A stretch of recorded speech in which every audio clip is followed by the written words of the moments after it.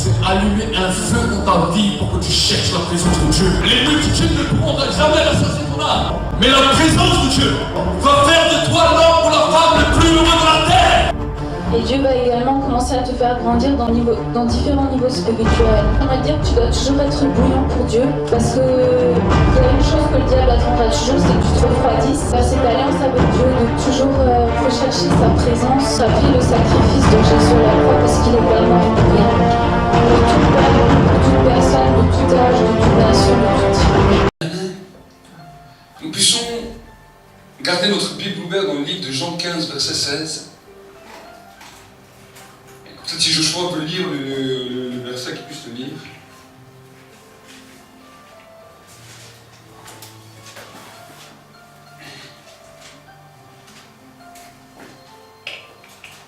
Jean 15 au verset 16.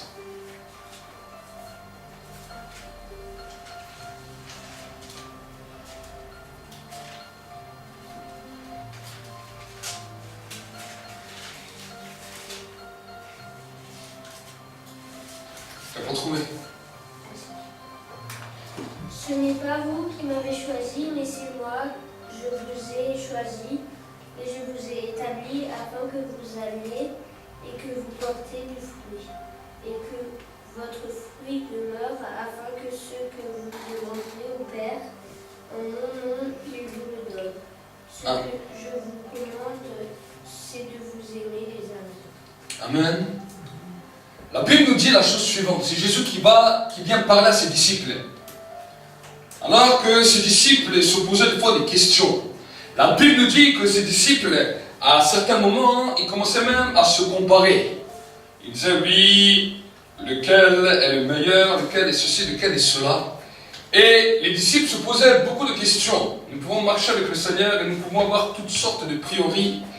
Nous pouvons même faire des prières où on dit, Seigneur, je marche avec toi et regarde maintenant ce que je fais pour toi et regarde ceci et regarde cela. Mais Jésus est venu pour casser ce paradoxe qui existait dans les mentalités. Pour casser ce paradoxe qui existait dans les têtes. Et il a dit, ce n'est pas vous qui m'avez choisi, mais c'est moi qui vous ai choisi. Et ça, c'est quelque chose que nous devons comprendre. Parce que quand nous nous approchons de Dieu, si nous croyons que c'est simplement nous, pourquoi? Parce qu'aujourd'hui, on pense simplement que c'est nous qui l'avons choisi, parce que peut-être un jour nous avons répondu à l'appel de Dieu, un jour nous avons dit oui à Dieu, mais il y a quelque chose que nous devons savoir. Ce n'est pas nous qu'on l'a choisi, c'est lui qui nous a choisi. Donc si tu commences à comprendre cela même dans ta vie de prière, tu vas voir que cela va changer beaucoup de choses dans tes pensées, dans ton raisonnement, parce que tu vas comprendre que si même tu marches avec Dieu, ce n'est pas toi qui l'as décidé, c'est lui qui a décidé, c'est lui qui nous a choisis. Et ensuite, il continue. Il dit, ce n'est pas vous qui m'avez choisi, mais c'est moi qui vous ai choisi. Dans le temps du choix, il y a une autre acceptation qu'on appelle le temps de la nouvelle naissance. Mais ensuite, Dieu ne peut pas que tu restes simplement au temps de la nouvelle naissance. Parce que si tu restes simplement au temps de la nouvelle naissance, tu vas passer à côté de beaucoup de choses que Dieu veut pour toi. Mais nous voyons que Jésus nous parle d'une deuxième dimension. De la dimension de l'établissement. Nous pouvons voir que les disciples, alors qu'ils marchaient qu'ils ont commencé à suivre Jésus. Ce n'est pas parce qu'au début, ils ont commencé à suivre Jésus, que Jésus a commencé à les établir. Mais à un moment donné, à un temps donné, la Bible nous montre que Jésus a commencé à établir. Il a établi les apôtres, il les a établis, il les a mis en position. Et il a dit, je vous ai établis pour un but. Il veut t'établir dans un but. Il veut t'établir dans une assemblée. Il veut t'établir dans une église. Il veut t'établir dans son royaume pour un but. La Bible nous dit, pour produire du fruit. Pour produire du fruit. Voilà pourquoi il nous établit. Pour que nous puissions produire du fruit. Et ensuite, Jésus savait que dans cet établissement, il y aurait un combat. Vous savez, nous sommes dans une ère maintenant où beaucoup de gens vont à droite, à gauche. Beaucoup de gens n'ont plus une ligne directive. Beaucoup de gens n'ont plus d'établissement. Beaucoup de gens n'ont plus d'endroit où aller se réunir. Beaucoup de gens cherchent à droite, à gauche. Et ils veulent produire du fruit en allant à droite et à gauche. C'est une mission impossible. Parce que la Bible nous dit que Christ nous établit. Christ nous pousse dans un endroit afin de nous établir pour produire du fruit. Le fruit vient après l'établissement. L'établissement vient d'abord.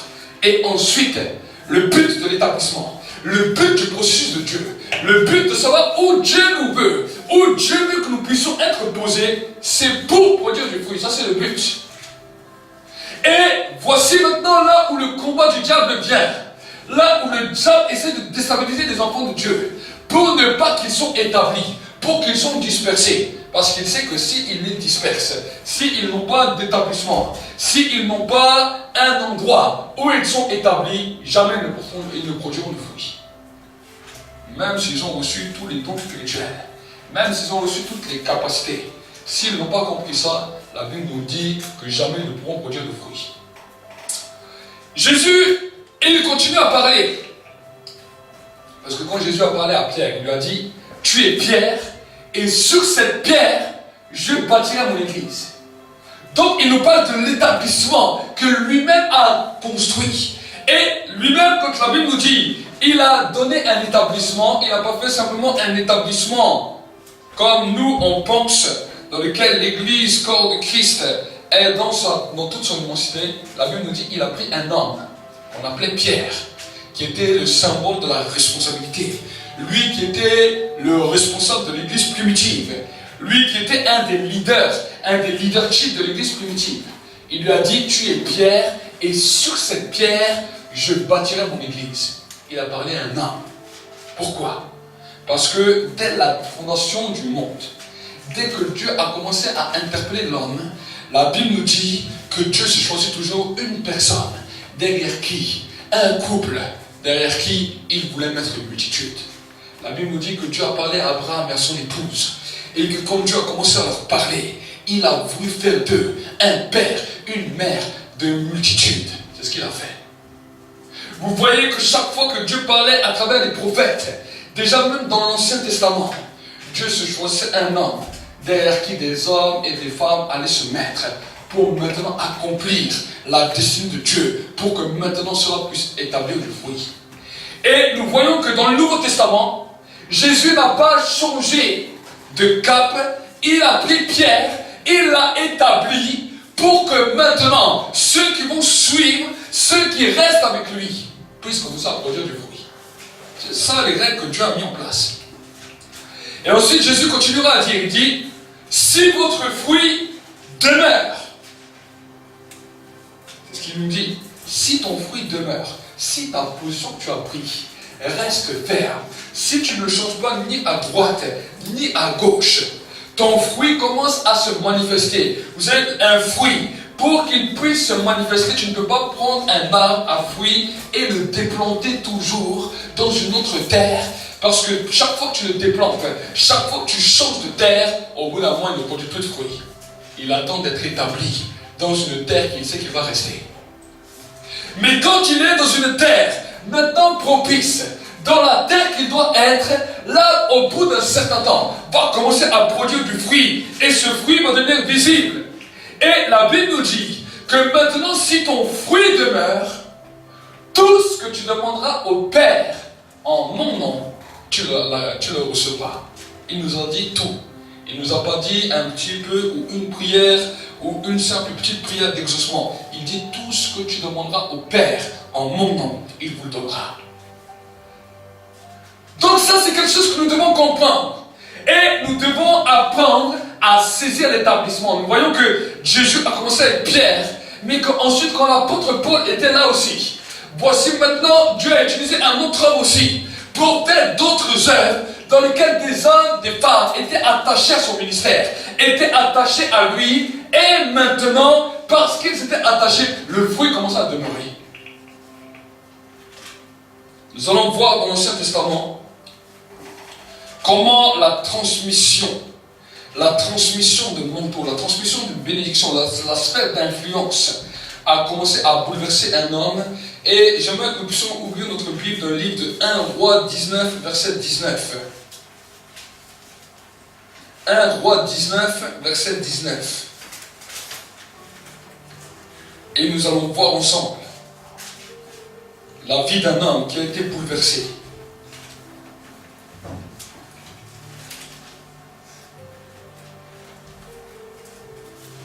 Un Roi 19, verset 19.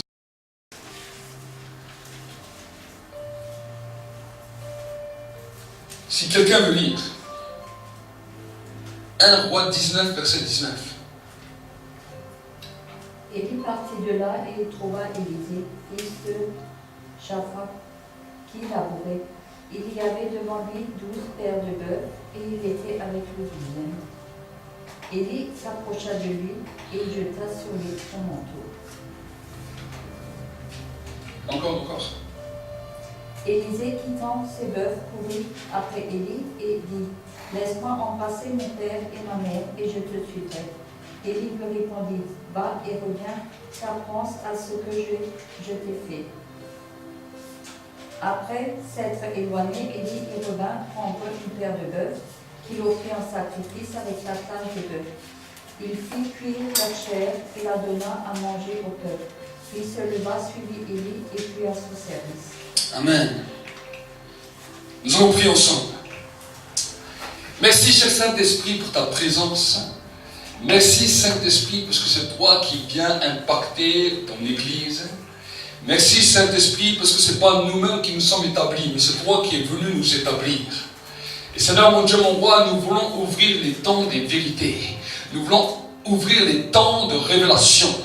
Nous voulons ouvrir, Seigneur, les sceaux de la révélation qui étaient cachés dès les temps anciens. Nous voulons ouvrir maintenant ces sceaux dans ce temps, dans ce lieu. Et nous voulons, Seigneur, mon Dieu, mon roi, que ton peuple puisse grandir avec une nouvelle capacité d'intelligence, une nouvelle capacité de raisonnement, une nouvelle capacité d'approche et saisir ce que toi tu veux. Nous te bénissons, nous te rendons grâce dans le nom de Jésus-Christ. Amen. La Bible nous dit qu'un homme qui avait reçu un manteau spécifique de la part de Dieu, qui était un homme que Dieu avait oint, un homme que Dieu avait choisi, un homme que Dieu avait impacté pour bouleverser Israël. Cet homme, la Bible nous dit qu'il s'appelait Élie. Et la Bible nous dit qu'au bout d'un moment, Élie s'est trouvé seul. Parce que le peuple d'Israël n'avait pas la connaissance, n'avait pas la compréhension de ce que Dieu était en train de faire, de ce que Dieu était en train d'établir. Comme bien des fois aujourd'hui aussi, l'Église n'a pas la compréhension de ce que Dieu fait, de ce que Dieu établit, de ce que Dieu met en service pour un but, pour une destinée, pour une mission. Et la Bible nous dit que là, Élie est allé maintenant voir un homme qui allait comprendre et saisir ses pensées.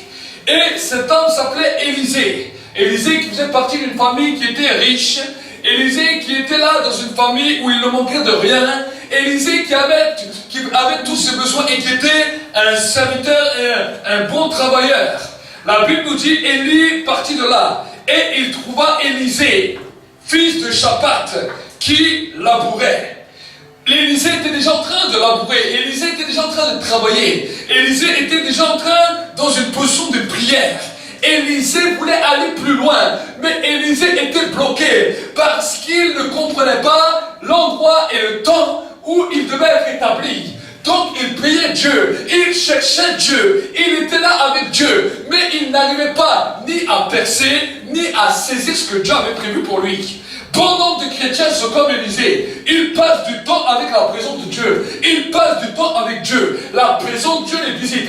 Mais parce qu'ils ne sont pas établis, parce qu'ils ne savent pas où ils sont arrêtés. Ils sont bloqués. Ils ne savent pas comment aller plus loin. Ils ne comprennent pas quelle est la dimension qui va libérer une dimension d'onction de leur vie. Une capacité de pouvoir opérer dans le surnaturel.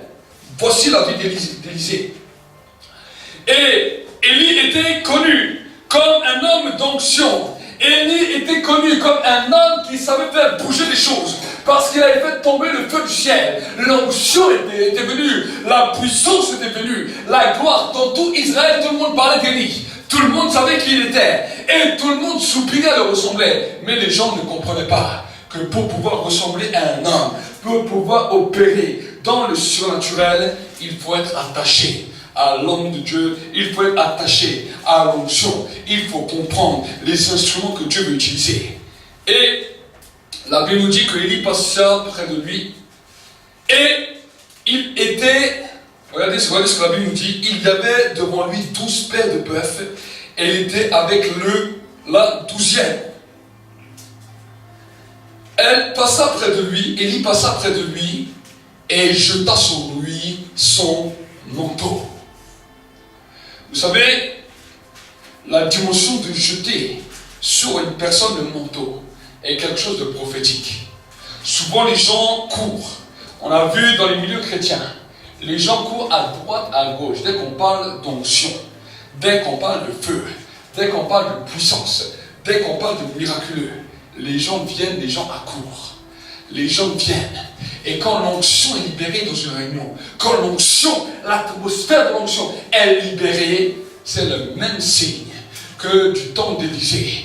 Que l'homme de Dieu libère le manteau de l'onction qu'il a reçu de la part de Dieu. Libère maintenant la grâce qu'il a reçue de Dieu. Et plusieurs dans le temps des réunions sont touchés, sont bouleversés, reçoivent des dons, reçoivent des choses. Et là, la même chose se produit sur la vie d'Élisée. La Bible nous dit que Élisée, alors qu'il était derrière le troupeau, le manteau tombe sur lui et quelque chose commence à se produire dans son cœur. Il commence à comprendre que quelque chose se passe. Et regardez la suite. Élisée n'est pas comme bon nombre de croyants. Il abandonna ses bœufs et il courut derrière. Regardez ce qu'il continue à dire. Élie, il courra derrière Élie et dit, je vais embrasser mon père, ma mère, et je te suivrai. Élie lui répondit, va et reviens à cause de ce que je t'ai fait. Voilà un des mystères que dans l'Église, bon nombre d'hommes, bon nombre de femmes n'ont pas compris. Dieu établit, Dieu équipe des hommes, Dieu les équipe pour une mission. À cause de la présence de Dieu qui est sur eux, à cause de l'onction, Dieu a un désir. C'est de mettre maintenant les hommes et les femmes qui ont été au contact, qui ont été à l'attouchement de cette onction, pour que maintenant ces hommes et ces femmes puissent aller avec et qu'ils puissent être des protecteurs, des hommes, des femmes qui vont dire non, j'ai compris, j'ai saisi quel genre d'instrument il était capable, quel genre d'instrument il est pour Dieu. Nous allons venir autour et nous allons travailler pour que maintenant cette onction puisse se multiplier. Voilà un homme, Élisée, qui comprend, contrairement à beaucoup de croyants de notre jour, du XXe siècle. La Bible nous dit, Élisée abandonna ses bœufs. Ça veut dire, Élisée abandonna tout ce qu'il avait. Et il dit à Élie, je vais dire à Dieu, à mes parents, à ma famille, à tout ce qui m'appartient, parce que je viens et je vais te suivre, je vais t'accompagner, je vais te suivre ce temps. Voilà ce que Dieu veut que nous puissions comprendre. La même parole que Dieu a dit à Abraham. Je l'ai dit dimanche dernier. Dieu a dit à Abraham, va-t'en de ta famille, de ta patrie, de ton pays, de tout ce que tu avais, vers le pays, vers la nation que j'ai choisi pour toi. Dieu avait lancé son manteau sur Abraham. Parce qu'avant Abraham, il n'y avait que des idolâtres. Il y avait quelques hommes de foi, mais qui étaient partis. Mais quand Abraham était sur terre, il n'y avait plus d'hommes de foi. Il n'y avait que des hommes et des femmes qui invoquaient les idoles. Alors Dieu était obligé lui-même de jeter son manteau sur un homme. Il a dit, viens, suis-moi, abandonne, lâche, parce que je vais faire de toi un père de multitude. Abraham est parti, Abraham a suivi. Et même le fils qu'il a eu, on ne l'a pas appelé le fils d'Abraham, on l'a appelé le fils qui était lié à une promesse. Isaac ne veut pas dire le fils d'Abraham. On aurait pu très bien l'appeler le fils d'Abraham. Mais Abraham a dit non, même si c'était mon fils peut-être dans la chair, je reconnais que le fils que j'ai eu, n'est pas mon fils, mais qu'il est le fils de la promesse. Vous savez, pouvoir dire ça dans un temps comme du temps d'Abraham, alors que chaque personne qui avait des fils, on disait c'est le fils de, c'est le fils de un tel, fils de un tel. Lui, il appelle son fils, mon fils est le fils de la promesse, parce que je l'ai donné à Dieu, je l'ai mis sur l'autel, je l'ai posé sur l'autel, et cet enfant ne m'appartient plus, mais il appartient à Dieu.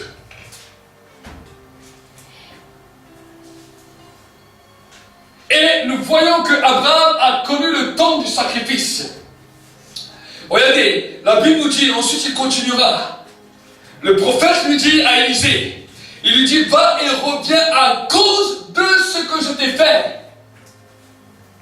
Après s'être éloigné d'Élie, il revint prendre une paire de bœufs qu'il offrit en sacrifice, avec l'attelage des bœufs, et il fit cuire leur chair, et la donna à manger au peuple. Puis il se leva, Élie suivit Élie et fut à son service. Voici maintenant des temps où Dieu veut nous amener à comprendre ces choses pour que nous puissions commencer à nous établir, à produire du fruit et à continuer à avancer. Bien que le manteau était là, le manteau était le symbole de la succession. Le manteau était le symbole de l'onction qui était libérée. Le manteau était le symbole des dons spirituels. Le manteau était le symbole d'une prophétie. Vous savez, quand l'homme de Dieu comme ça vient, peut jeter comme ça son manteau. C'est des temps où l'homme de Dieu peut donner des directions. L'homme de Dieu peut libérer des dons. L'homme de Dieu peut libérer des charismes. Il y a des choses, quelque chose qui a impacté ta vie avec un homme de Dieu. Nous pouvons être tous bénis par différents ministères. Mais dans notre évolution, nous n'évoluons pas avec tous les ministères. Nous pouvons être bénis par toute la multitude des ministères sur la terre, par des messages, par des enseignements. Mais notre élévation ne viendra pas de 5000 ministères. On peut en avoir un, on peut en avoir deux, on peut en avoir trois, mais on n'en aura pas 10. Chaque fois, c'est ce qu'on appelle les couvertures des manteaux spirituels. Les hommes clés pour notre évolution. Les hommes clés pour notre établissement.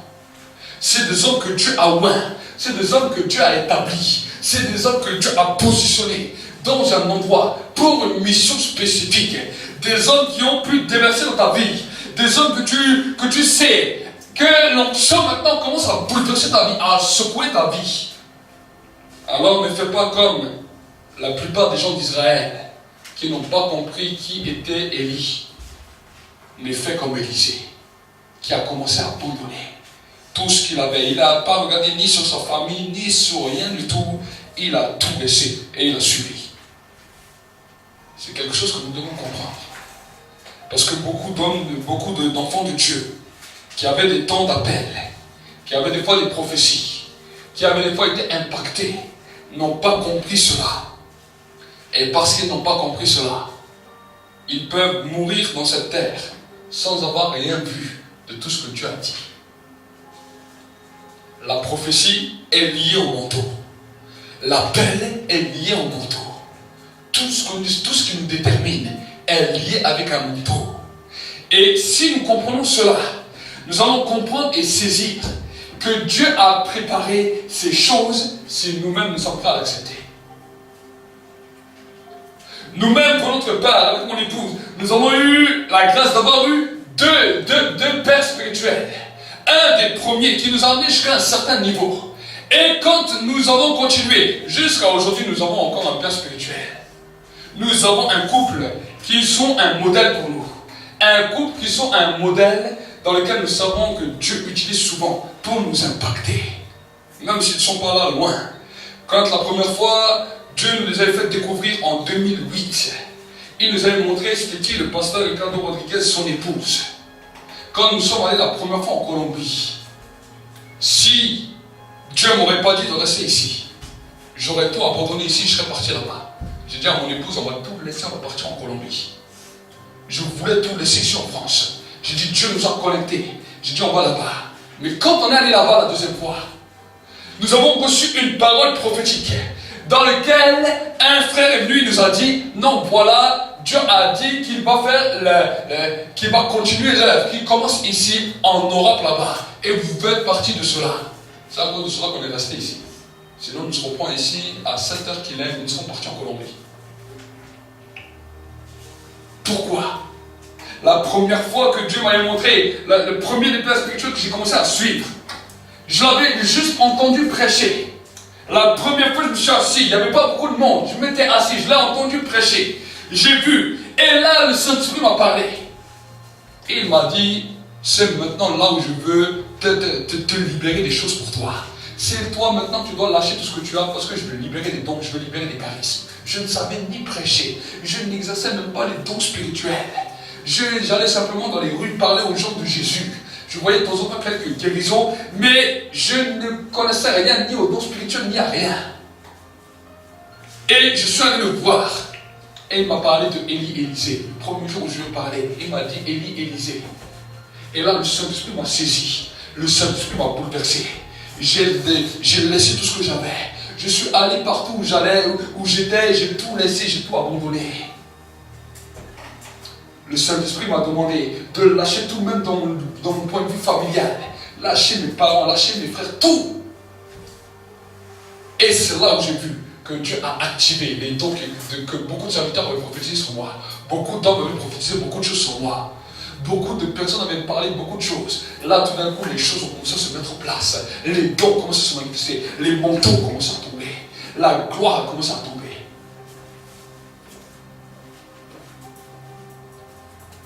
Ensuite, la Bible nous dit, puis il se leva, suivit Élie et fut à son service.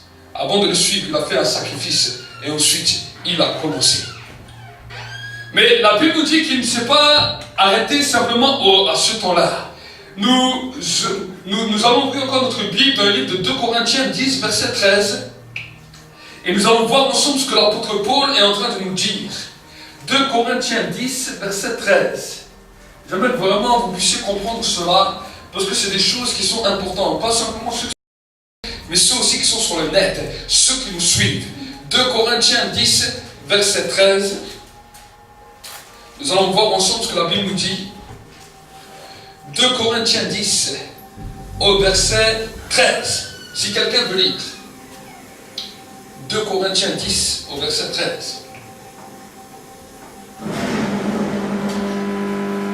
Si tu peux fermer la porte, je chante.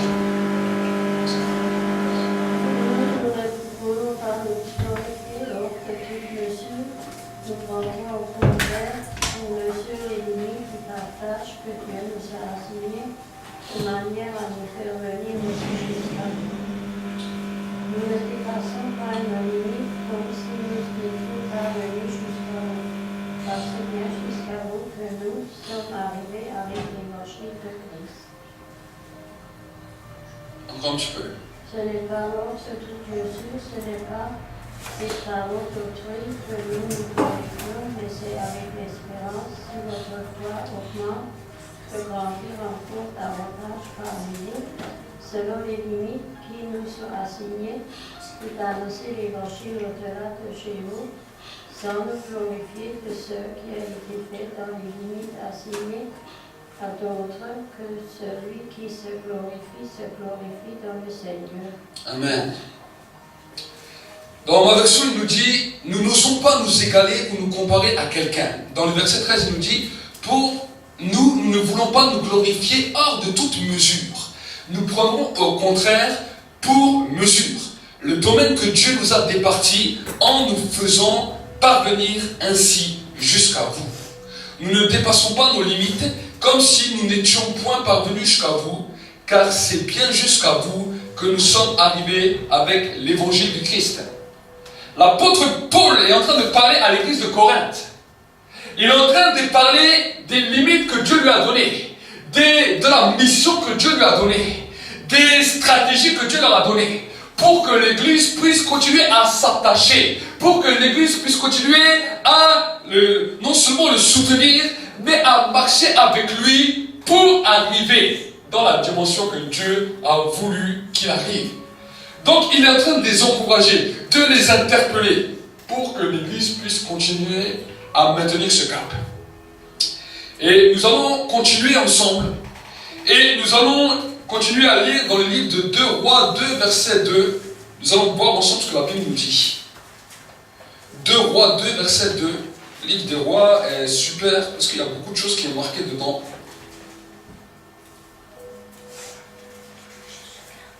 On va commencer vers le verset 1. La Bible nous dit la chose suivante, et je vais lire. Lorsque l'Éternel fit monter Élie au ciel dans un tourbillon, Élie partit de Gilgal avec Élisée. Nous allons voir les différentes étapes dans lesquelles Élie et Élisée ont cheminé ensemble. Vous savez que dans le chemin du temps de l'Église, dans le temps où nous sommes attachés, où nous sommes établis dans un endroit, pour pouvoir produire du fruit, il y a plusieurs étapes.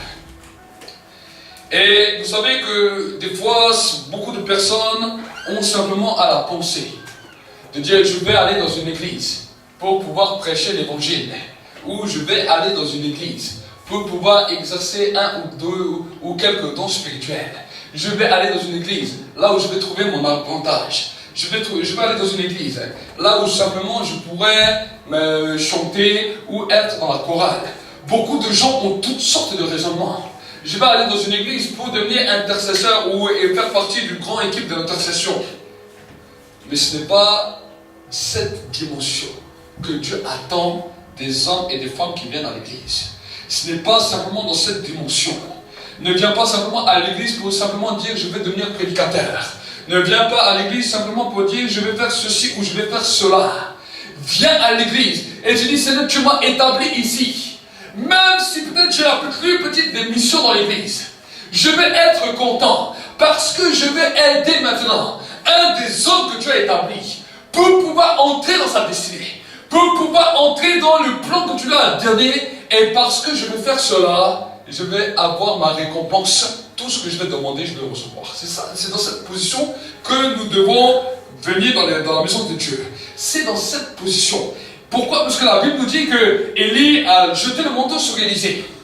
Mais ce n'est pas parce que Élie avait jeté le manteau sur Élisée que Élisée est devenu d'un coup le plus grand des prophètes, dans lequel tout le monde a commencé à trembler. Il avait le temps de l'appel.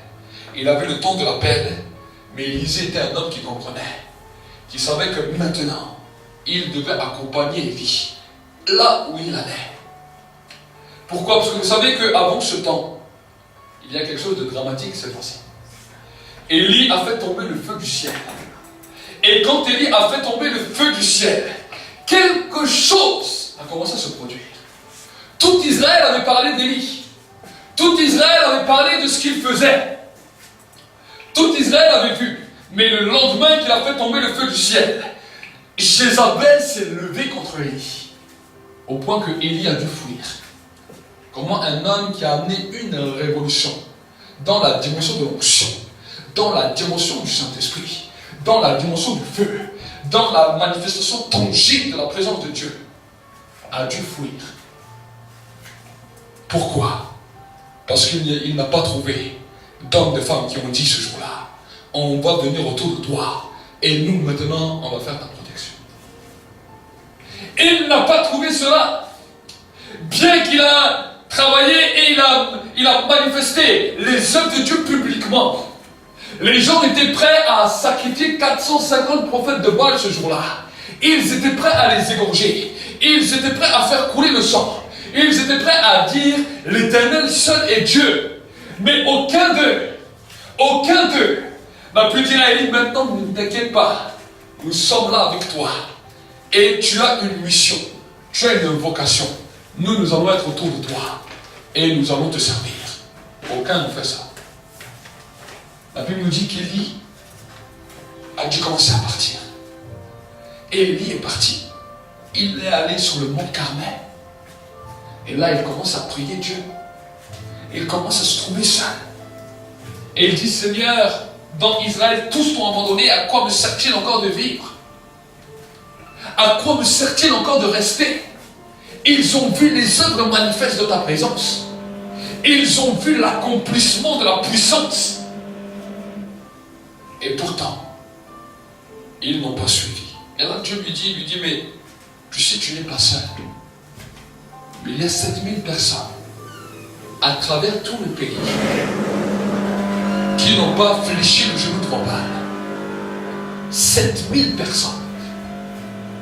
Et Élie se pose la question, il dit, mais comment se fait-il que de ces 7000 personnes, personne n'est venu quand ils ont vu l'onction. Personne n'est venu quand ils ont vu la manifestation. Ils étaient tous là. La gloire était là. Tout le monde l'a vu. C'est ça qui a amené Élie dans un profond désespoir, où il demandait même la mort à Dieu. Et la Bible nous dit que voilà maintenant, il a trouvé un homme qui a commencé à l'accompagner. Élisée. Si vous voyez, si vous lisez à la maison l'histoire d'Élisée, vous allez voir que Élisée n'a pas fonctionné de la même manière, mais que Élisée a continué le travail que Samuel avait fait. Il a continué à former ce qu'on appelait les écoles de prophètes. Autour d'Élisée, il y avait beaucoup de personnes qui étaient là, beaucoup de personnes qui travaillaient avec le prophète, qui restaient avec le prophète. Il n'avait pas qu'un seul serviteur ou personne, mais il avait beaucoup de personnes qui ont amené Élisée dans une double portion qu'Élie avait. Parce que quand Élisée a commencé à observer Élie, il a dit, mais Élie, tu fais descendre le feu du ciel, l'onction est là, la puissance est là, la gloire est là. Mais ce qui t'arrête toujours, c'est parce qu'à un temps donné, un temps où tu devais pouvoir aller plus loin, un temps où tu pourrais aller dans un temps d'évolution, un temps où tu pourrais étendre le royaume de Dieu, il n'y a jamais personne qui est là. Et c'est pour cela qu'il a dit, je veux une double portion. Pour ce que tu n'as pas réussi à faire, je veux commencer à le faire. Une équipe autour de moi. Moïse était dans le même cas. Dieu a fait une chose glorieuse avec Moïse. Il a amené Moïse à faire sortir les enfants d'Israël du pays d'Égypte. La gloire, la puissance s'est manifestée. Mais malgré cela, le cœur du peuple n'était pas avec Moïse. Et Moïse va sur la montagne. Il redescend avec le tas de la voix. Dieu prend de l'esprit qui était sur Moïse, le met sur le peuple. Le peuple prophétise. Le peuple reçoit des choses. Mais ils n'ont pas compris cela. Ils n'étaient toujours pas de cœur avec Moïse. Moïse avait deux seules personnes qui étaient avec lui. L'église de Moïse se composait de deux personnes qui ont compris la mission. Celui qu'on appelait Josué et celui qu'on appelait Caleb. Tous les autres n'ont pas compris cela. Tous les autres n'ont pas compris cela. Et quand arrivait le temps où Josué et Caleb ont compris, Josué et Caleb étaient toujours avec Moïse. Josué et Caleb étaient toujours avec lui. Et quand Moïse montait sur la montagne, Josué était là. Josué ne faisait pas grand-chose au début. Mais à force qu'il était là, il est devenu le premier combattant d'Israël. Il était le premier qui combattait. Quand Moïse donnait un ordre, il était le premier qui allait. Et Josué et Caleb faisaient partie des 12 espions qui sont allés dans le pays promis à Canaan pendant plus de 40 jours. Mais qui avaient une autre dimension, un autre esprit sur leur vie. Et quand est arrivé le temps où Moïse est parti, et que le transfert d'autorité s'est fait entre Moïse et Josué. Josué n'est pas resté comme ça. Josué a appelé tous les anciens. Et il a dit, écoutez-moi bien. Il a pris dans toute sa famille. C'est peut-être qu'ils aiment bien. Avec moi, si je sois venu voir.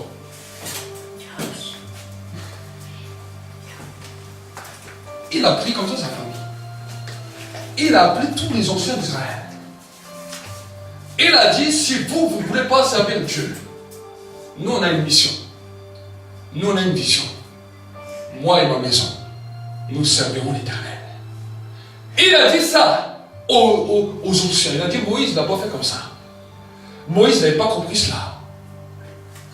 Si vous voulez, vous asseoir. Mais la Bible nous dit qu'à partir de ce moment-là, quand les anciens étaient mis au pied,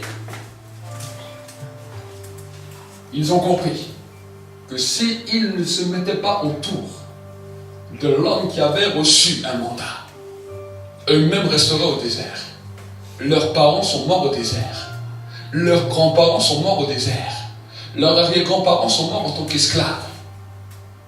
Il dit maintenant, si nous on ne se met pas avec, c'est terminé pour nous, on meurt au désert. Eux ils vont aller tout seuls. Ils se sont mis autour de Moïse, de Josué. Et là, une équipe d'anciens est née. Une équipe qui s'est mise à côté de l'homme. Roi est né et le peuple d'Israël est entré dans le pays promis. Le premier lieu où Élisée est passé, où le peuple d'Israël est passé, où les anciens sont passés, était le lieu de Gilgal. Gilgal. La Bible nous dit, lorsque l'Éternel fit monter Élie au ciel dans un tourbillon, Élie partit de Gilgal avec Élisée. Le premier endroit où Élie et Élisée était Gilgal. Le premier endroit où, après avoir réglé ce problème avec les anciens d'Israël, Josué était à Gilgal. C'est là où ils ont été circoncis. C'est là où maintenant, il y avait le temps de la circoncision. C'est Gilgal, le temps maintenant où on appelle le temps de la décision. Gilgal est le premier endroit pour que nous puissions nous établir. C'est l'endroit de notre décision. Mais si nous restons simplement au temps de notre décision, nous n'allons jamais aller plus loin. Nous allons voir le deuxième lieu dans lequel Dieu veut que nous puissions être. C'est ce qu'on appelle le lieu de Béthel. Genèse 28, versets 12 à 17. Genèse 28, versets 12 à 17. Regardez ce que la Bible de Dieu nous dit, ce que la parole de Dieu nous dit.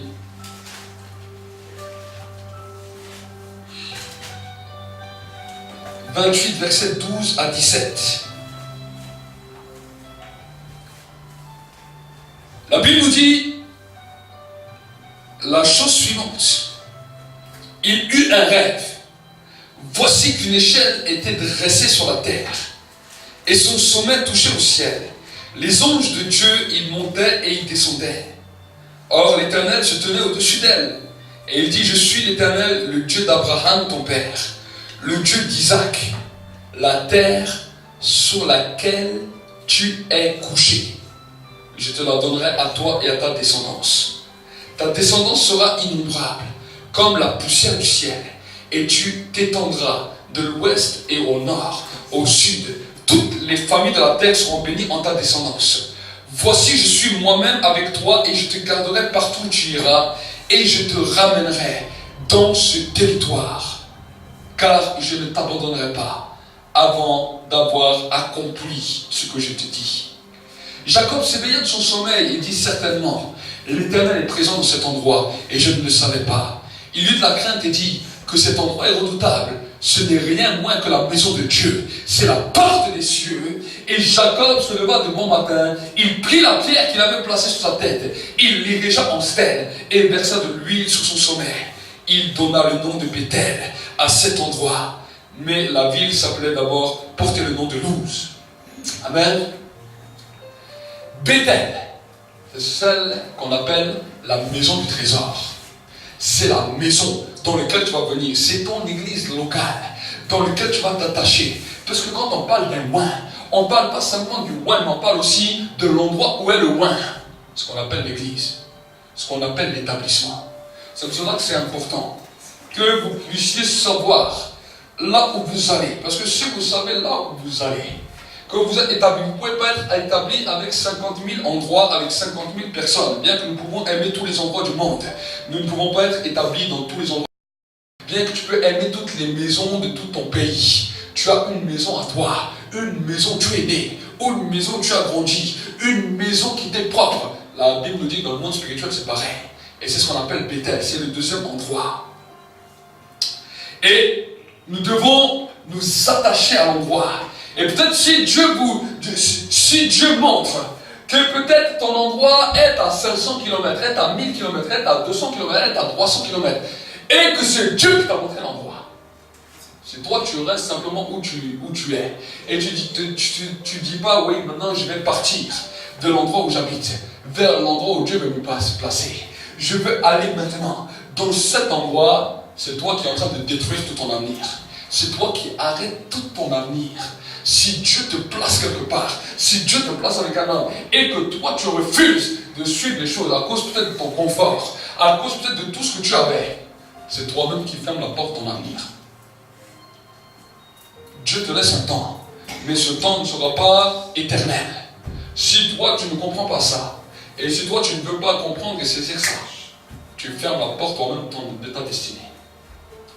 La Bible nous dit que le premier lieu était Gilgal, et qu'ensuite Élie est allé à Bethel. Et dans ce temps, alors qu'il continuait à marcher, nous pouvons voir. Nous relisons notre livre de Rois, 1 Roi 19, verset 19. Nous allons voir ensuite là, comment il continuait à avancer. 1 Roi 19, verset 19. Ça c'est important. Et le diable fera tout pour essayer de vous arrêter. 19, verset 19. Non, 2 Rois 2, verset 2, excusez-moi. 2 Rois 2, verset 2, c'était le verset que j'avais avant. Regardez ce que la Bible nous dit. Élie dit à Élisée, tu vas rester ici, car l'Éternel m'envoie jusqu'à Bethel. Vous avez vu, même Élie n'avait pas compris la dimension que Dieu voulait. Élie dit à celui qui le suivait. Et des fois, nous pouvons être comme ça, parce que, vous savez, les anciens qui étaient avec nous, ils nous disaient, oui, les gens ne doivent pas s'attacher à l'âme de Dieu, les gens doivent s'attacher à Dieu, ils doivent s'attacher qu'à Dieu seul. Ça, ce sont des paroles que le diable a mis simplement dans l'église, a mis dans la bouche de certaines personnes pour bloquer l'avenir des gens. Bien sûr, nous nous attachons à Dieu. Bien sûr, Dieu est le premier. Mais parce que Dieu est le premier, Dieu a aussi choisi des oins, et ces oins, en nous y attachant, et bien c'est là où nous allons ouvrir nos portes de notre destinée. Si nous ne comprenons pas ça, nous disons simplement, comme beaucoup de gens nous ont dit, on ne doit que s'attacher à Dieu, on va passer à côté des choses. La Bible nous dit qu'Élie avait ce même raisonnement, parce que c'est ce qu'on les enfants d'Israël aussi dit. Oui, tu t'attacheras qu'à ton Seigneur et ton Dieu. Ils ont dit ça du temps de Moïse. Ah, nous, on n'a pas besoin de toi, Dieu nous parle aussi à nous, il ne parle pas qu'à toi. Ceux qui ont dit ça à Moïse sont morts. Même sa sœur, même son frère, ils ont parlé comme ça à Moïse, ils sont morts. Et Élie, il avait gardé cette mentalité. Élie dit à Élisée, tu vas rester ici, car l'Éternel m'envoie jusqu'à Bethel. Élisée qui est un homme qui comprend, qui saisit les choses. Il dit, il ne va pas me demander de faire comme les anciens ont dit. Parce que quand on écoutait les anciens sont tous morts dans le désert. Regardez ce que Élisée dit. Élisée répondit, l'Éternel est vivant et ton âme est vivante. Je ne t'abandonnerai pas. Et ils descendirent à Bethel. Les fils des prophètes qui étaient à Bethel sortirent vers Élisée et lui dirent, sais-tu que l'Éternel enlève aujourd'hui ton Seigneur au-dessus de ta tête? Il répondit, je le sais aussi, taisez-vous. Ah, on voit que dans la maison à Bethel, il y a des hommes qui ont compris que maintenant, pour pouvoir commencer à grandir, ils devaient s'établir. Donc eux, ils se sont établis dans la maison de Dieu, ils se sont établis dans l'église. En s'établissant dans l'église, écoute bien, simplement parce que le fait qu'ils étaient établis dans l'église, ils ont commencé à prophétiser. On les appelait les fils des prophètes. Ils prophétisaient avec exactitude. Ils prophétisaient avec exactitude et justice. Et ils disent cela. Les fils des prophètes qui étaient à Bethel sortirent vers Élisée et lui dirent, sais-tu que l'Éternel enlève aujourd'hui ton Seigneur au-dessus de ta tête? Il répondit, je le sais, mais taisez-vous. Voilà Élisée qui a dit, même si le prophète, même si ceux qui sont établis dans l'église me disent de lâcher celui avec qui je continue à avancer, je leur dirai de me taire même si je prophétise. C'est ça que ça veut dire. Pourquoi? Parce que des fois vous pouvez être dans l'église avec un roi, vous pouvez voir des gens qui sont là depuis 20 ans, 30 ans, qui prophétisent, qui sont des responsabilités dans l'église, qui sont là. Mais quand tu vas commencer à parler avec eux, on te dit, ah tu sais le pasteur il est bien, il est bon, il a l'onction, mais il ne faut pas trop rester avec lui. Il ne faut pas trop t'attacher à lui. Tu viens pour Dieu, tu peux faire comme nous, prophétiser, mais nous, on ne s'accroche pas trop à lui. Parce que nous, on ne veut pas trop aller loin. Eux, ils restent toujours dans la position de Bethel. Mais ils ne savent pas que s'ils ne s'attachent pas au loin et à la dimension, ils vont prophétiser, ils vont dire des belles choses, ils vont avoir une belle place. Mais leur destinée ne sera jamais accomplie finalement. Combien d'hommes, de femmes j'ai pu voir qui même prophétisaient, qui même avaient des places, sont morts dans des situations même tragiques. Aaron était souverain sacrificateur à côté de Moïse. Il est mort bizarrement. Myriam, qui était une prophétesse, qui marchait à côté de Moïse, s'est même fait toucher par la lèpre. La maladie l'a même touchée, parce qu'elle n'avait pas compris cela. Ensuite, pourquoi Bethel est l'endroit où nous établissons? Mais maintenant, nous allons bouger, continuer à bouger avec le roi, continuer à bouger avec le serviteur de Dieu. Et nous allons aller dans une autre dimension, qu'on appelle la dimension de Jéricho. Regardez, il continue. Élie lui dit, Élisée, tu vas rester ici. Vous voyez encore cette mentalité. Élie était encore influencé par cette mentalité. Il se dit, pas besoin de t'attacher à moi, attache-toi simplement au Seigneur. Attache-toi simplement à la maison. Mais il lui dit à Élisée, tu vas rester ici, car l'Éternel m'envoie à Jéricho. Il répondit, l'Éternel est vivant et ton âme est vivante. Je ne t'abandonnerai pas. Et ils arrivèrent à Jéricho.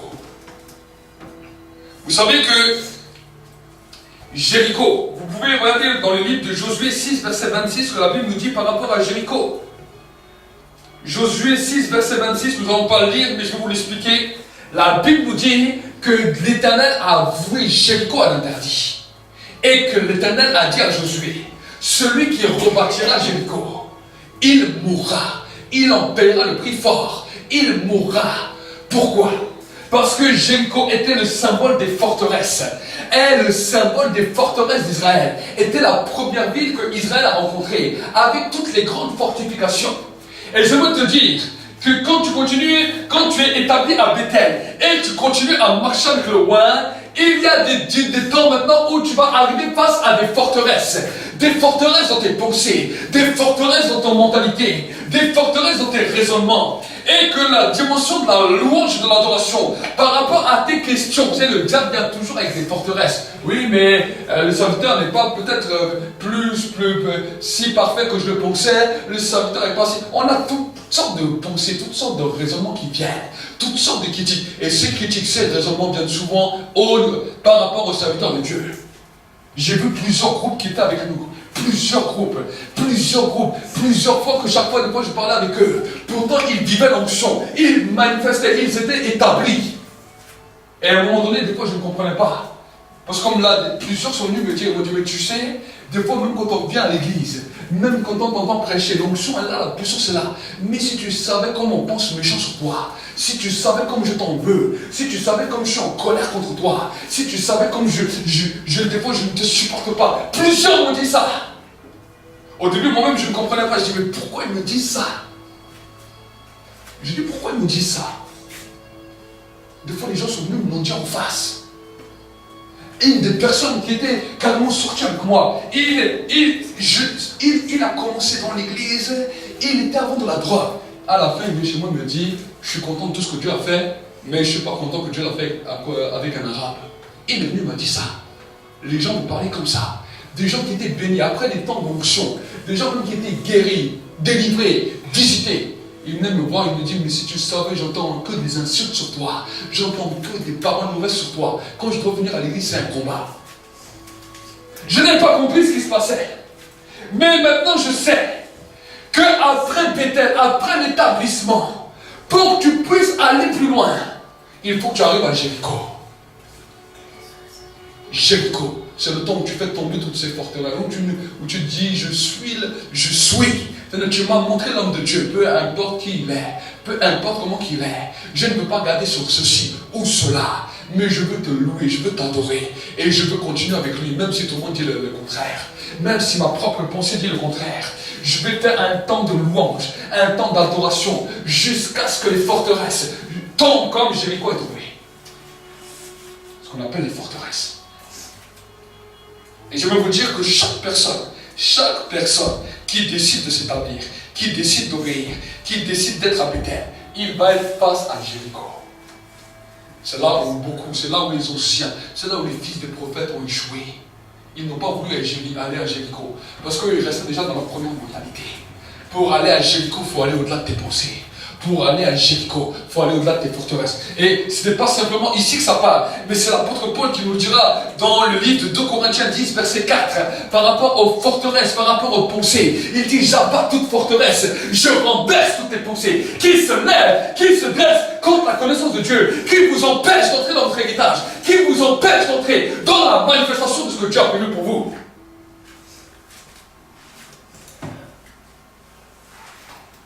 Il continue. C'est simplement à cet instant précis,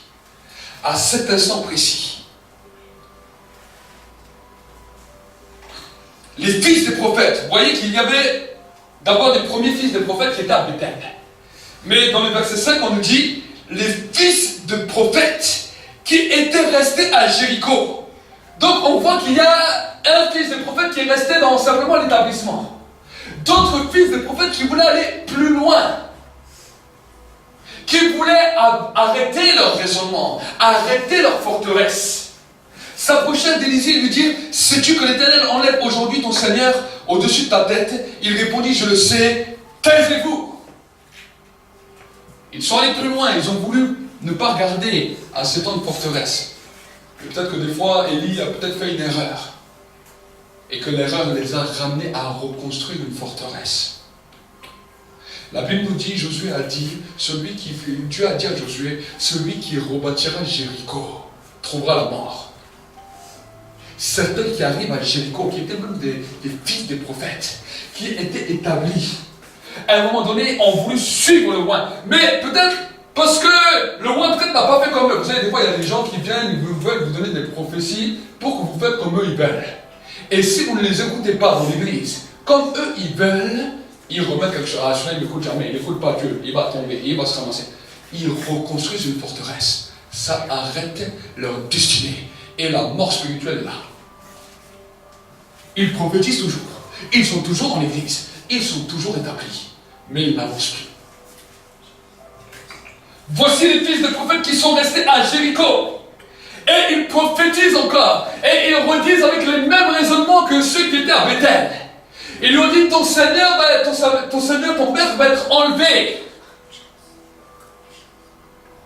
Il leur dit encore, taisez-vous. Je ne veux pas entendre. Je sais que vous prophétisez. Je sais que vous prophétisez avec justice. Mais je ne veux pas vous entendre.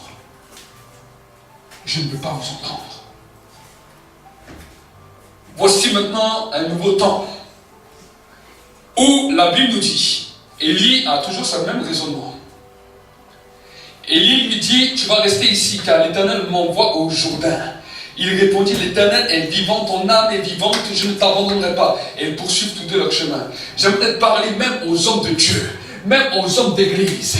Quand on commence à vous dire, oui, dites à l'église de vous attacher à Dieu et pas à un homme, c'est vous-même qui êtes en train de créer les fils des prophètes qui vont rester arrêtés.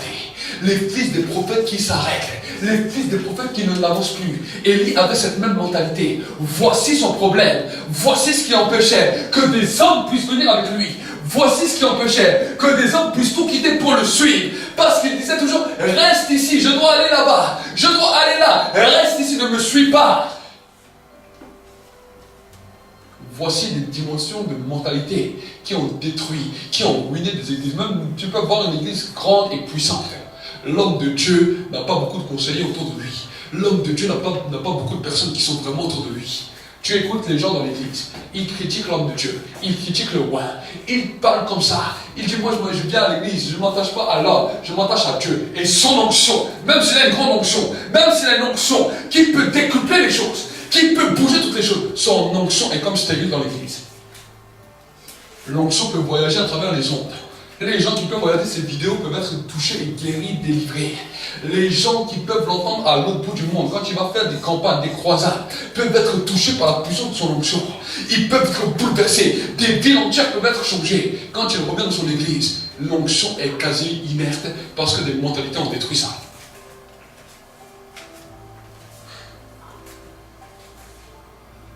Regardez ce qu'il continuera à dire. La Bible nous dit, avant d'arriver au Jourdain, regardez, Élie dit, voilà, dans le verset 7, 50 hommes d'entre les fils des prophètes arrivèrent, s'arrêtèrent vis-à-vis de quelques distances, et eux, deux, s'arrêtèrent au bord du Jourdain. Quand Élisée a parlé, 50 personnes, 50 fils de prophètes ont été secoués. Ils voulaient venir avec eux. Tu viens là, s'il te plaît? Non, tu vas là-bas. 50 fils de prophètes ont voulu venir avec eux, mais ils ont été arrêtés. Parce que leur forteresse n'était pas ébranlée. Leur forteresse n'était pas là. Et la Bible nous dit qu'ils s'arrêtèrent devant le Jourdain. Alors Élie prit son manteau, le roula et frappa les eaux qui se partagèrent ça et là, et ils passèrent tous les deux à sec. Amen. La Bible nous dit qu'il a pris son manteau, le manteau même qu'il avait jeté sur Élisée. Il dit, Élisée, l'onction que tu as vue, tu ne l'as pas bien comprise. Je vais te montrer qu'est-ce que c'est vraiment cette onction. Il a pris les eaux, il a frappé les eaux. Élisée voit ça, il voit que le Jourdain devient sec. 3 fois le Jourdain était asséché. La première fois que le Jourdain était asséché, c'est du temps de Josué. Quand l'équipe était autour de Josué, ils ont écouté Josué. Les sacrificateurs, ils ont mis le pied dans l'eau du Jourdain. Au moment où ils posent leurs pieds, l'eau s'arrête. Ils ont posé 12 pierres pour montrer leur passage. Tout Israël est passé. Chaque fois qu'une église vient d'un même cœur avec son leader, les eaux du Jourdain, les eaux qui arrêtaient l'église d'aller plus loin dans le surnaturel de Dieu, s'ouvrent pour que l'église puisse expérimenter la puissance du surnaturel. Maintenant, on voit le deuxième fois où Élie vient avec le manteau, il frappe les eaux, le Jourdain s'ouvre. Et la troisième fois où le Jourdain s'est ouvert, c'est quand Élisée a pris le manteau d'Élie, il a déchiré le manteau, il a pris le manteau, et l'eau s'est rouverte encore une fois. 3 fois le Jourdain s'est ouvert. Ensuite, il continue. Regardez ce que la Bible nous dit.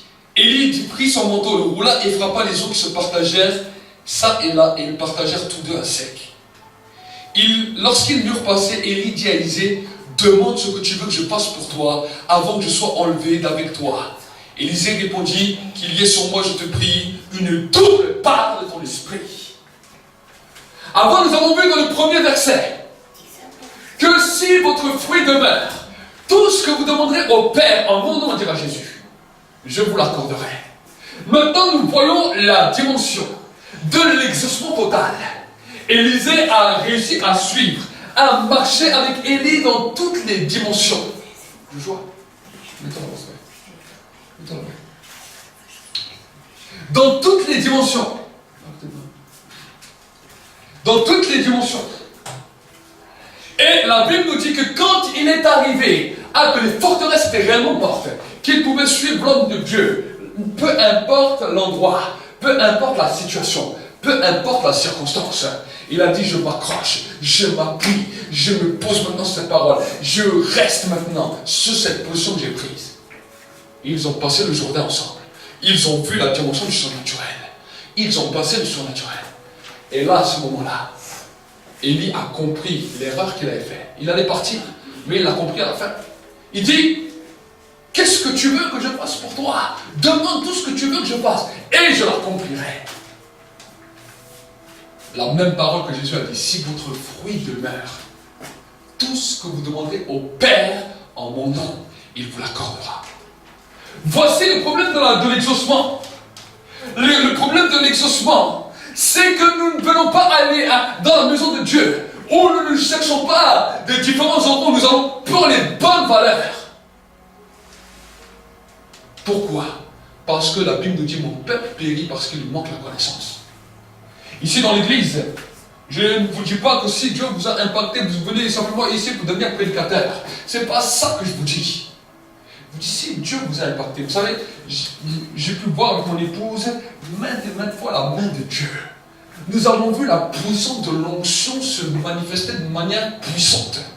Quand nous étions en France, quand nous étions en Allemagne, quand nous étions en Algérie, Quand nous étions en Colombie, chaque fois la puissance de l'onction descendait. Nous avons vu cela en France, dans plusieurs églises. La puissance de Dieu descendait de manière puissante. Nous avons fait des réunions, même dans l'église, où comme maintenant il y avait des fois des établissements, la puissance descendait manifestement. L'onction est descendue de manière puissante. J'ai fait beaucoup de réunions. On a formé beaucoup de groupes. Mais je n'avais pas compris aussi ces choses. Et beaucoup de groupes sont partis. J'ai vu beaucoup de personnes qui sont venues dans ma maison. Des dizaines, des dizaines et des dizaines et des dizaines. Qui étaient impactés par la puissance de l'onction. Certains voulaient même tout de suite venir. Et moi au début je ne comprenais pas. Je dis bon, fais comme tu veux. Mais j'aimerais dire que si Dieu a commencé cette œuvre, c'est parce que c'est lui qui nous a établis. Dieu m'a dit je t'ai établi, c'est pas toi qui t'es établi. Il m'a dit c'est moi qui t'ai établi. Moi je n'aimais pas parler comme ça. Mais Dieu m'a dit dis à mon peuple que c'est important. Ceux qui ont été au bénéfice de l'onction, ils doivent comprendre ça. Quand j'étais à Paris il y a quelques semaines, et que la puissance de Dieu est encore descendue, la gloire est descendue, toute la salle était renversée sur la puissance de Dieu, l'onction est descendue puissamment. J'avais un de mes fils spirituels, le pasteur Alphonse de l'église là-bas, qui est le centre mondial de réveil, qui sont une église fille de nous. La puissance est descendue, il n'avait jamais prophétisé. Je l'appelle devant, je lui dis viens voir ici.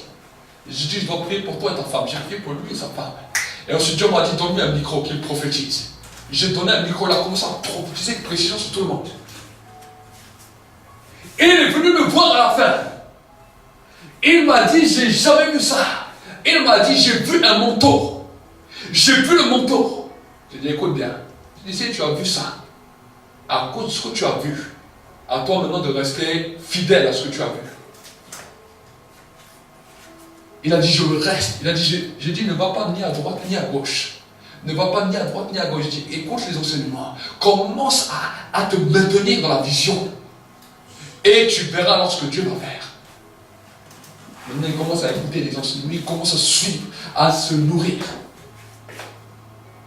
Et Dieu m'a dit, dis-le aussi à l'église, pour qu'un groupe, si même des gens viennent de loin, vous suivez souvent nos vidéos, vous sur internet, beaucoup de gens suivent nos vidéos sur YouTube, beaucoup de gens m'écrivent, vous m'écrivez souvent, vous me dites que vous êtes bénis, que vous êtes touchés, que vous êtes visités. Maintenant c'est bien que vous êtes bénis, vous avez été touchés, vous avez été guéris, délivrés. Qu'est-ce que vous allez faire maintenant?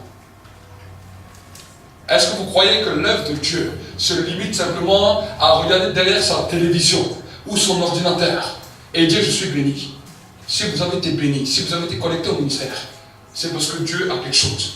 Quand nous étions l'année dernière en Colombie, un homme de Dieu nous a dit que Dieu allait souffler un vent. Il allait faire venir nos fils du nord, du sud, de l'est à l'ouest. Tous les gens qui ont été bénis, qui ont été impactés, pour les faire aller plus loin. Il va les faire venir à droite, à gauche. À vous maintenant d'entendre la parole de Dieu et d'obéir. C'est un temps où nous devons comprendre. Des hommes qui ont commencé à réussir. C'est quand des groupes ont commencé à comprendre cela. Et à dire non, nous allons maintenant aller avec. Nous allons maintenant suivre. J'ai entendu plusieurs fois des témoignages où des gens habitaient à plus de centaines, milliers de kilomètres, ont déménagé pour aller simplement dans l'endroit où Dieu les voulait. Ce sont des choses que nous devons comprendre. Et j'aimerais vraiment encourager. Pourquoi?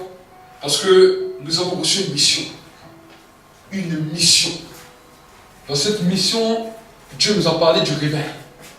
Dans cette mission, Dieu nous a parlé de bâtir un endroit où les gens viendront prier 7 jours sur 7, 24 heures sur 24. J'ai prêché en long, en large la prière. La semaine dernière, nous avons vu les rues de la prière. Vous pourrez regarder cela sur internet. La vidéo est sur internet. Si vous n'avez pas pu tout écrire, regardez ça sur internet. Nous avons vu toutes les dimensions des rues de la prière. Dieu nous a parlé d'une mission, d'établir quelque chose de précis dans cette ville, d'établir quelque chose de précis dans cette région. Même la dernière fois que nous avons vu, il y a quelques mois, le pasteur Mamadou Karamburi, qui est venu la prier pour nous. Il a dit, vous avez le feu du réveil en vous. Plusieurs personnes ont prophétisé, plusieurs personnes ont déclaré des choses. Mais le but, plusieurs personnes ont vu ces choses, ils ont vu les guérisons, ils ont vu les manifestations, ils ont vu l'onction, la puissance se manifester. Le but, c'est pas ce qu'ils ont vu. Ici à Strasbourg, on a vu ça. Quand nous avons fait en 2017, on m'a invité pour faire une grande croisade ici à Strasbourg, où plusieurs hommes de Dieu étaient là. J'étais le 12e, on était 12 prédicateurs. Et moi, personne ne me connaissait, il m'avait donné l'invitation, parce que le Saint-Esprit leur avait demandé de me convoquer.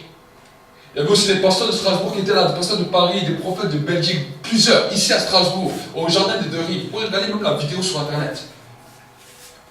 On m'a vu, la personne qui avait organisé cela est venue chez moi, il m'a dit, je ne vous connais pas. Il a dit, je ne sais pas qui vous êtes. Il a dit, mais on vous a simplement invité, parce que le Saint-Esprit nous a dit de vous inviter. C'est ce qu'il m'a dit. J'ai dit, ok. Il m'a dit, mais vu qu'on ne vous connaît pas, vu qu'il y a beaucoup d'hommes de Dieu qui sont connus, on va tous les faire prêcher, vous met en dernier. On m'a dit ça. On m'a dit, on vous met en dernier. Et j'avais un des plus petits temps des parties. Et dans ce temps, j'avais une personne qui me disait, allez, il faut aller vite, il faut prêcher vite. Alors, je n'avais même pas le temps de finir tout mon message. Après, j'ai dit, bon, alors on va arriver au bout du sujet. J'ai dit, qui veut l'onction? Et je dis, venez devant. Pratiquement toute la salle est venue. Je n'avais pas beaucoup le temps de prier pour les gens, donc j'ai fait une petite prière, l'onction commence à se manifester. Et j'ai donné le micro. J'ai donné le micro à celui qui nous a invités, au présentateur. Je suis allé derrière, je commençais à ranger ma caméra, je commençais à ranger tout le matériel. Quand je commence à ranger le matériel, un pasteur vient, il me dit, voilà, est-ce que vous pouvez prier pour moi, pour que j'arrive dans une nouvelle dimension. Je pose mon main sur sa tête, il est par terre. Sa femme, elle vient, je pose mon main sur sa tête, elle est par terre. Les gens, ils ont vu ça, ils sont tous venus derrière. Un derrière les autres, l'onction, comme ça, les toucher, à les ministrer. Les gens nous ont suivis jusqu'à dehors. Je priais encore dehors, les gens étaient couchés par terre dans les jardins de Deux Rives à Strasbourg. Ils étaient couchés par terre dans l'herbe. L'onction, ils nous ont même suivis jusqu'à dans la voiture. Est-ce que c'est pour autant que le lendemain, tout le monde est venu? Un des frères m'a téléphoné le lendemain, il m'a dit, quand tu as prié pour moi, je suis tombé par terre. Je suis rentré chez moi, j'ai prophétisé toute la nuit. La gloire est descendue. Dans plusieurs endroits, on a vu ça plusieurs fois. Plusieurs fois, les gens sont venus nous voir, ils ont dit, on est prêts à déménager, on est prêts à venir. Mais quand ils arrivent au moment, les forteresses, les raisonnements, Jéricho les a arrêtés. Jéricho les a arrêtés. Pourquoi je dis ça? On était à Mulhouse, on a fait des réunions à Mulhouse. Avec 2-3 personnes, on a commencé. À la fin, on était pratiquement une cinquantaine, en même pas un an, dans un petit appart. L'onction venait, les gens faisaient la queue. Des fois, je lève ma main comme ça, les gens, ils volent sur la puissance de Dieu. 10 secondes, ils sont par terre. Oh, personne ne peut les réveiller. Je dis, je compte jusqu'à 3, ils vont revenir. Je fais 1, 2, 3, lève-toi. Les gens, ils se levaient. On a vu la gloire. Dieu m'a dit, je te fais montrer ça pour te montrer ce que je vais faire. Si une église comprend ça, si un groupe de gens comprend ça, tu vas voir ça tous les dimanches. Tu vas voir ça toutes les réunions. Tu vas voir ça tout le temps. J'ai parlé la semaine dernière de Ehad, des noms de Dieu. Et j'ai dit que dans la traduction, on a pris un mot qui voulait dire, quand ils ont essayé de comprendre, de traduire, quand Luther a traduit, il a repris les mots de Dieu, quand même les Juifs ils ont traduit. Ils ont vu que Ehad était unité. Mais ici, ils auraient dit, le Seigneur est unité. Pour eux, ça ne voulait rien dire. Donc, ils sont allés se référer aux mathématiques. Qu'est-ce que c'est unité? Quand on parle d'une unité, on parle de dizaines de centaines. Ils ont compris que unité était un. Alors, quand ils ont fait le schéma Israël, ils ont dit, écoute, l'Éternel, le Seigneur, ton Dieu, le Seigneur est un. Mais dans la traduction originale, c'est le Seigneur est l'unité. Quand Jésus a dit, dans la dernière des prières, dans la traduction, il vous a dit qu'il soit un comme nous sommes un. Mais dans la traduction originale, il dit qu'il soit une dans l'unité, comme nous sommes dans l'unité. Si le Père dit quelque chose, le Fils ne doit pas le contredire. Si le Fils dit quelque chose, le Père ne le contredit pas. Si le Saint-Esprit dit quelque chose, les deux personne ne contredit. Est-ce que vous comprenez? Donc si Dieu place un homme moins dans une église, tu as commencé à prendre avec lui. Pourquoi tu veux venir et dire maintenant c'est moi qui vais le diriger, c'est moi qui vais le conduire? Est-ce que vous comprenez? C'est pour cela que souvent on m'a posé des questions. Même des païens m'ont posé cette question. Ils m'ont dit, mais où sont les gens de ta famille? Ton père, ta mère, tes frères? Et je veux le dire, je réponds clairement. Je dis, eux ils n'ont pas cru. Ma propre famille Mes propres oncles, mes propres pères, mères, frères, ils n'ont pas cru. Un seul de toute ma famille a cru. Celui qui a prié pour moi dès le début, avant même que je me convertisse. C'est mon oncle Alfred. C'est le seul. Mais tous les autres n'ont même pas cru. Ils ont même rigolé. Ils m'ont même pris au début pour un fou. Même les gens qui étaient même de la même confession que moi, ils n'ont pas cru. Quand à un moment ils ont vu simplement que l'onction pouvait bouger les choses, ils ne sont pas venus en disant oui, nous croyons en ça. Ils ont voulu simplement utiliser ces choses pour arriver à ce qu'ils voulaient. Mais Dieu m'a dit ce n'est pas comme ça. Il m'a dit détache-toi de tout ce qui est familial pour accomplir ce que tu as besoin d'accomplir. C'est ça que je vous explique. Nous ne pouvons pas être à deux clochers. Nous ne pouvons pas dire, voilà, j'appartiens à 2 endroits, à 5 endroits, à 10 endroits. Vous appartenez à une famille spirituelle. Et si vous savez où Dieu vous établit, à vous maintenant d'aller voir l'homme de Dieu, dire, serviteur, c'est là que je dois être. Et tout le monde appelait Élie maître. Tout le monde l'appelait maître. Mais vous savez, Élisée, quand il est passé le Jourdain, il n'a plus appelé Élie maître. Il a dit Père, char d'Israël. C'est ça qui a changé tout. Il avait compris qu'il était devenu un fils spirituel. Il l'a appelé. Le leader qui était avec lui, il l'a appelé Père. Tous les autres l'appelaient maître. Ton Seigneur Élie. Ton maître Élie. D'abord les autres c'est ton Seigneur Élie. Les anciens c'est ton Seigneur Élie. Oh ton pasteur. Oh celui que tu es toujours avec. Ensuite quand ils sont allés un peu plus loin, ils sont arrivés au Jourdain. Ton maître. Mais quand il était de l'autre côté du Jourdain, il n'a plus appelé ni père ni maître. Non, il n'a plus appelé ni maître, ni je ne sais plus quel mot j'ai dit. Ni maître, ni seigneur, il l'a appelé mon père. C'est ça que l'Église n'a pas compris. Je n'ai pas entendu dans beaucoup d'églises où on a parlé du leader comme notre père. Nous avons Dieu comme père, mais nous avons aussi lui comme père. Oh, c'est peut-être trop religieux. Si, dans certaines églises en Afrique ou en Amérique latine, où ils ont laissé certains raisonnements. Ils voient des grandes choses et on dit, mais pourquoi? Allez voir, allez discuter avec les fidèles. Vous allez voir comment ils parlent de leur leader. Vous allez voir. Un des pasteurs en Afrique qui a une très grande église, quand un des hommes de Dieu était venu lui poser une question, il a dit, ouais, mais quel est le secret? Il dit, c'est simple. L'église a commencé à grandir. Quand l'église a commencé à comprendre qu'ils avaient la mission de prier 1 heure par jour pour l'église à laquelle ils sont attachés. Qu'ils devaient prier en langue aussi pour l'église dans laquelle ils étaient attachés. Il dit une des autres dimensions, c'est qu'à un moment donné, l'église avait plus confiance à la parole du pasteur que de leur docteur. La parole de leur pasteur était plus importante que la parole de leur docteur. Quand leur pasteur disait quelque chose, à cause de l'onction, il savait qu'il recevait. Il a dit c'est comme ça que les gens ont continué, que l'église a continué à avancer. Vous savez que si vous commencez à comprendre cela, mais le problème c'est que la raison, la mentalité, surtout ici en France, on réfléchit beaucoup. La mentalité bloque beaucoup. Les raisonnements bloquent beaucoup. J'aime bien, des fois avec le frère Étienne, une fois le frère Étienne m'a téléphoné. Il m'a dit j'ai un problème. Il avait eu des problèmes au niveau de ses jambes et il était allé voir des docteurs qui lui avaient fait des injections pour essayer de calmer des plaines ou des varices.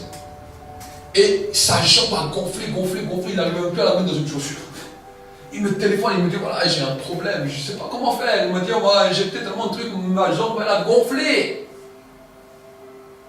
Et on me parle même, il lui parlait même si ça continue, que peut-être même il pouvait amputer ou des choses comme ça. Je crois que c'était ça. Et moi j'étais à 100 km, je ne pouvais pas aller chez lui, j'étais à plus de 100 km, la voiture était un garage. Je fais coach, il n'y a pas de problème. Je dis, je vais prier pour toi. Je dis, pose juste ta main sur toi. Je dis, tu crois? Il me dit, oui, il n'y a pas de problème, je crois. J'ai commencé à ordonner avec autorité. Et lui, il me dit au téléphone, il me dit, mais c'est une folie. Je vois au moment où tu parles que mon pied se dégonfle. Et quand j'ai fini la prière, il n'avait plus rien. Il pouvait remettre sa chaussure et il a marché. Il était étonné, il était choqué. Et maintenant, quand il a quelque chose, il me téléphone, il me dit, oui. Il m'a dit, docteur, il m'a dit ça, qu'est-ce que toi tu dis? J'ai dit, ok, pas de problème. Mais parce que dans son cœur, il y a certaines forteresses qui ont été tombées. Nous, c'est quelque chose que nous devons commencer à comprendre, à saisir. Parce que nous allons arriver dans une autre dimension, dans laquelle même les docteurs vont être choqués, même les docteurs vont être étonnés, même la médecine normale va être étonnée. Si nous seulement nous comprenons, nous commençons à comprendre et saisir ces choses. Donc, si tu viens simplement vers moi et tu me dis, prie, mais que dans ton cœur tu ne crois pas, dans ton cœur tu ne crois pas que Dieu va agir, même l'onction elle est là, même l'onction elle est la plus forte. Tu peux voir des paralytiques qui se lèvent pour toi, tu peux voir des morts qui ressuscitent après toi.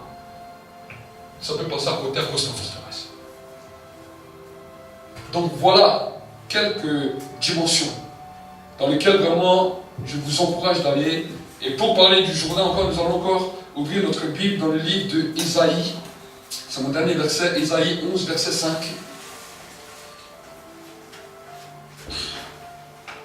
Et dimanche prochain, nous allons continuer. Et nous allons parler d'un autre homme. Aujourd'hui, nous n'allons pas continuer, mais dimanche, nous allons parler d'un autre homme. Et de la même dimension d'unité. Et vous allez voir comment Dieu veut nous emmener. 11, verset 15. La Bible nous dit, l'Éternel vouera à l'interdit le golfe de la mer, il agitera sa main sur le fleuve en soufflant avec énergie. Il le frappera pour le partager en 7 canaux et il y fera marcher le peuple avec les sandales. Il y aura une route pour le reste de son peuple qui sera resté en Assyrie comme il y en a eu pour Israël le jour où il monta du pays d'Égypte. Donc voilà, si tu es un enfant de Dieu, et si tu entends ces choses, ceux même qui nous suivent régulièrement sur Internet, vous savez, si les gens ont été connectés au ministère, ce n'est pas pour rien, ce n'est pas simplement pour qu'on se dise, allez, tu regardes quelques vidéos, ou de loin tu dis, je suis béni. Dieu veut t'amener à une nouvelle dimension. Dieu veut amener l'Église dans une nouvelle dimension d'explosion. J'ai vu les choses dans l'esprit. La dimension de l'explosion que Dieu veut faire, je l'ai vu dans l'esprit. Je l'ai vu aussi se manifester à maintes et maintes fois. Mais Dieu m'a dit, parle-leur. Peut-être je sais que je vais être critiqué avec un message comme ça. Les gens vont dire, mais qu'est-ce qu'il nous raconte comme message? Mais j'aimerais vous dire que ceux et celles qui décident d'aller au-delà des préjugés, j'ai parlé de la dîme, j'ai parlé des offrandes. Pour ça, des forteresses sont levées de partout. Oui, quand je sais où je dois aller, quand je sais où est ma place, c'est là où dans la maison du trésor j'investis ma dîme. Parce que je sais qu'en investissant ma dîme, c'est mon sacrifice, c'est ce que Dieu m'a donné et je donne pour que maintenant, je sais que de cet endroit, je vais recevoir la bénédiction. Il y a des principes. Et j'aimerais encourager vraiment toutes les personnes. Ne dis pas, ouais, dis-moi, je préfère rester au lit, ou je préfère ça, ou trouve une excuse. Si tu t'es réveillé, même sur le net, si vous êtes réveillé, vous avez la possibilité de venir, venez, ne manque pas les rendez-vous avec Dieu. Si tu manques le rendez-vous avec Dieu, ce n'est pas Dieu qui est responsable après. C'est toi qui as dit, j'ai décidé de ne pas venir à son rendez-vous. Dans la semaine, il t'attend d'autres rendez-vous. Dans la semaine, il y a d'autres choses qui t'attendent. Si toi, tu viens au rendez-vous de Dieu, Dieu t'honorera dans tous tes rendez-vous, dans tout ce que tu as à faire. Et Dieu te bénira. Dieu bénira tes entreprises. Dieu bénira tout ce que tu feras. Parce que la Bible nous dit que la bénédiction de l'Éternel, c'est ce qui enrichit, qui n'est suivi d'aucun chagrin. Si quelque chose te cause du chagrin, sache que ce n'est pas la bénédiction de Dieu. Ce qui vient de Dieu ne cause aucun chagrin. Nous allons prier. Je parlerai de cela le dimanche prochain. Par rapport à la bénédiction, alors je parlerai d'un autre homme de Dieu. Nous allons voir toujours cette dimension d'unité, cette dimension de construction. Et nous allons voir ensemble ce que Dieu veut. Mais aujourd'hui, nous allons nous arrêter là. Merci Saint-Esprit pour ta présence. Merci Saint-Esprit pour le temps maintenant que nous allons passer avec toi. Je te demande maintenant que tous ceux qui sont venus soient touchés par la puissance de ta présence. Et que maintenant, les douleurs quittent les corps. Je parle aux douleurs. Que cela quitte les corps maintenant. Que les esprits de douleur, d'infirmité, de maladie quittent les corps maintenant. Et que maintenant, Seigneur, ta présence puisse te relever. que Seigneur, c'est toi qui les travailles dans cette semaine. Seigneur, nous allons prendre la Sainte Seine la semaine prochaine. Cette semaine, aujourd'hui, nous ne la prenons pas. Mais Seigneur, que pendant ce temps de cette semaine, tu puisses révéler toutes les forteresses. Tu puisses établir des gens. Ceux peut-être qui n'étaient pas encore établis, que tu leur révèles et que tu leur montres là où tu veux les établir. Je déclare ta présence et ta bénédiction et la conviction des péchés, de justice et de jugement. Nous te bénissons et te rendons grâce. Au nom de Jésus. Amen. C'est allumer un feu dans ta vie pour que tu cherches la présence de Dieu. Les multitudes ne pourront jamais rassasier ton âme. Mais la présence de Dieu va faire de toi l'homme ou la femme le plus heureux de la terre. Et Dieu va également commencer à te faire grandir dans différents niveaux spirituels. J'aimerais dire que tu dois toujours être bouillant pour Dieu, parce que il y a une chose que le diable attendra toujours, c'est que tu te refroidisses. Cette alliance avec Dieu, de toujours rechercher sa présence, sa vie, le sacrifice de Jésus sur la croix, parce qu'il est vraiment brillant. Pour toute personne, de tout âge, de toute nation, de tout type.